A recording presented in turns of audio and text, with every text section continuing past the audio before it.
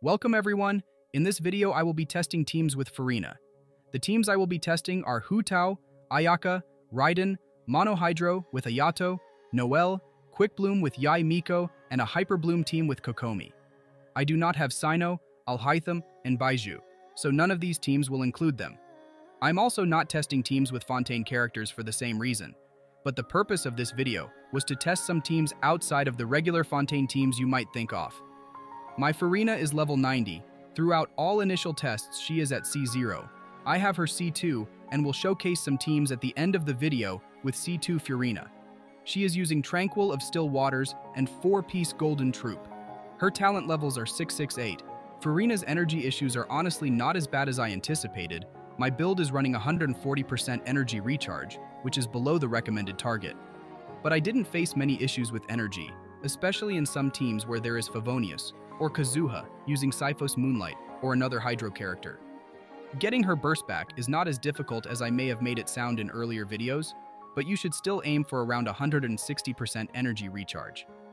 Another thing I want to make note of is Furina's passive Endless Waltz, which heals the whole party when your healing overflows. It does perform way better than I envisioned. If you're running a character like Kokomi with a really high healing, you could comfortably heal the entire party, maybe not to full HP, but it is something that could be used later. But before starting the showcases, I want to remind you that not all my runs are perfect, and Jean is not level 90, so her healing may not reflect a fully leveled Jean. There are also other characters who are not as high investment. My Abyss runs are not perfect, and some of them are not even showcasing the full potential of some teams. The boss runs I use for comparisons do not reflect conditions in the Abyss. With all that said, let's get right into it. Let's start with Hu Tao. Your most comfortable team with Furina is going to be with Yelin and Jean. Yelin to provide extra Hydro application, Hydro resonance, and energy, and Jean to provide team-wide healing and resistance shred from Viridescent Venerer set. Furina in this team is C0, running Splendor of Tranquil Waters with 143% energy recharge. Yelan is running Favonius and 4-piece Emblem of Severed Fate. Jean is using Skyward Blade and Viridescent Venerer with around 200% energy recharge. The other Hu Tao team I'm going to compare to is with Yelin, Xingqiu, and Zhongli. Yelin has the same build, and Xingqiu is running Sacrificial Sword, and he's C6. Zhongli is just here to shield and uses 4-piece Tenacity of the Millilith. The comparison here is kind of flawed, since I only start the timer when Hu Tao starts normal attacking. If you notice with the Furina team, her elemental skill summons already dealt a bit of damage. The difference between the two teams is almost nothing. Furina beating the other team by a bit just because of her elemental skill summons, dealing damage from the start. If I do start the timer from the start, the Hu Tao standard team beats the Furina variant. This boss run comparison was also not fair to Furina. Judging by the indicator appearing, I generated around 200 points. This is not fair to Furina, because this boss run could not fully capitalize on her buff. The highest charged attack damage I got with Furina, 75,497, and with the standard team was 93,318. There is a pretty significant gap between the two. But in this boss run, Furina's elemental skill damage contributed to reduce the gap. Furina's team really outshines the standard Hu Tao team in the Abyss, especially when I got into the second floor. During the second floor, my team's HP was already all over the place, especially with Hu Tao. This allowed me to generate a large amount of fanfare points with Furina's burst. I think in this run, I got close to 300 points, or was at 300 points.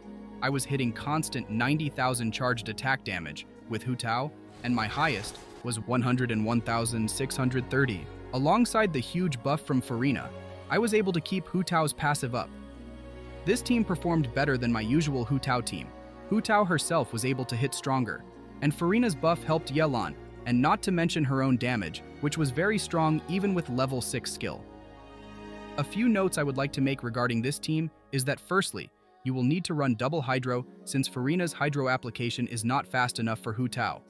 Secondly, with Furina running 140% energy recharge, I was able to constantly burst every rotation thanks to Yelan and Favonius. I still think you could use a bit more energy recharge. At 160 you should be more than comfortable. If anyone had any energy recharge problems in this team, it's going to be Jean. Even with 200% energy recharge, I sometimes had to funnel energy to Jean in my Abyss runs. With Ayaka, my standard team is Shenhei, Kokomi, and Kazuha. With Furina, you could run Shenhei with Jean or Charlotte with Kazuha. Here's Ayaka, she is running on Mist Splitter, Shenhei is using Favonius, and do note that she is at C2, so she gets an extra skill cast. Kokomi is using Tenacity of the Millilith. Kazuha is using Cephos Moonlight, which does help with energy recharge for all party members. Furina is using the same build, although you should run more energy than my build with 140%. Jean is also using the same build. For Ayaka with Furina, running Jean as your healer should be the better option if you run Shenhei in your second cryo spot. If you run Charlotte with Ayaka and swap in Kazuha, it would perform slightly worse since Kazuha will be stacking the same damage buff, and the more you stack it, the less effective it gets. But Kazuha is still going to be good with Furina, since he can group enemies, and that's really important for Ayaka's burst to hit. So, comparing the two teams here, the standard Ayaka team with Kokomi, and the Furina team with Jean. The Furina variant was faster. Additionally, the standard Ayaka team had taken off more HP before casting Ayaka's burst. If you can see here, the HP bar was right underneath the letter T, and with Furina, the HP bar was under the letter K. Even with the HP advantage the standard team had, Furina's team was able to clear faster.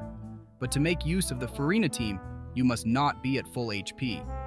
My standard Ayaka team's biggest hit was 49,307, and the Furina team was able to hit 50,098. In the Abyss, I ran the first half, because the second half would require a character that can group, and honestly again, the performance was better. Furina's buff was strong enough for me to beat Floor 2 without even using Ayaka's burst. Furina with Jean is a very strong team, but I ran into some energy issues, so please run higher energy recharge than I did. These Abyss teams are in no way a proper showcase, but with Furina and Jean you should do higher damage, but you will lose out in grouping, which is important. Something also worth mentioning, you could theoretically run without a healer. The idea here is to heal with Furina, in between Ayaka's burst cooldown, but it is challenging to do properly and impractical, so not something I can recommend, especially at C0. Running a mono hydro team was fun. I had Ayato, Yellen, Kokomi, and Furina in my team. My Ayato was running on the Black Sword and Gladiators finale. This team was fun to play, seeing all these hydro numbers was nice. I ran Kokomi as my healer here, and she was able to comfortably heal the whole team using Furina's passive, and energy issues were not existent with a full hydro team. This team is able to clear the Abyss, and is a fun deviation from reaction-based teams. I tested a Noelle team with Furina, Bennett, and Zhongli. My Noelle is barely built in this team. She is using artifacts from Ayato and has 2-piece bonus. So, the damage here is not at all representative. But to my surprise, Noelle was able to defeat the boss in a single rotation. Her last hit dealt 81,860, which is really surprising considering how bad my build is. Using Furina for Noelle teams will give you decent results. Raiden Shogun can work with Furina. My Raiden Shogun is using the catch with 4-piece emblem of Severed Fate and is at C3, so the damage may not be representative. The standard hypercarry Raiden team has Kazuha, Kuju Sara, and Bennett. With Furina you could use Furina, Bennett, and Jean, or swap Bennett for Kuju Sara. I got Raiden to full stacks before using her burst, and to be honest, none of these teams were close to the hypercarry Raiden team in the boss run. In the standard Raiden team, Raiden's initial burst damage was 410,381. Furina, Bennett, Jean team did 271,948. It was not an issue if whether it crit or not, but during a boss run, the standard hypercarry team was better. Things do change in the Abyss, since you could stack more fanfare points. The Raiden, Furina, Bennett, Jean team performed well, met my expectations. With Raiden, Furina's energy no longer becomes a big issue. You could also run a Vaporize team, but getting these Vaporize hits with Furina is not consistent, so you will need a second Hydro unit. Furina performs well in Quickbloom teams. I unfortunately do not have either Sino or Alhytham, so I was not able to test these teams. I ran a Yae Miko team with Nahida, Furina, and Yao Yao as a Baizhu replacement. Yae Miko was running on 4-piece Gilded Dreams. In the Abyss, this team performed really well, and I was pleasantly surprised by Yao Yao's healing. She was able to fully heal the team by using her elemental burst and healing the team with Yao Yao was not an issue. This team is a Quickbloom team because I was getting way more quickens than the occasional Hyperbloom. This team, especially with Yae Miko, was able to make use of Furina's buff and performed exceptionally well.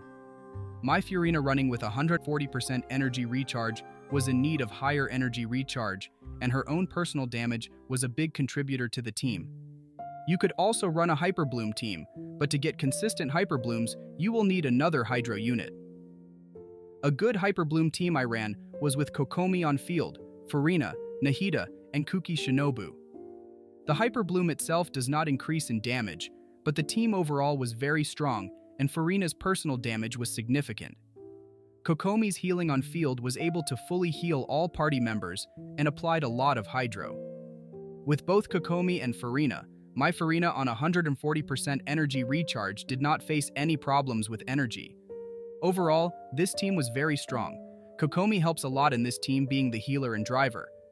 With her C2, Furina is able to generate much more fanfare points.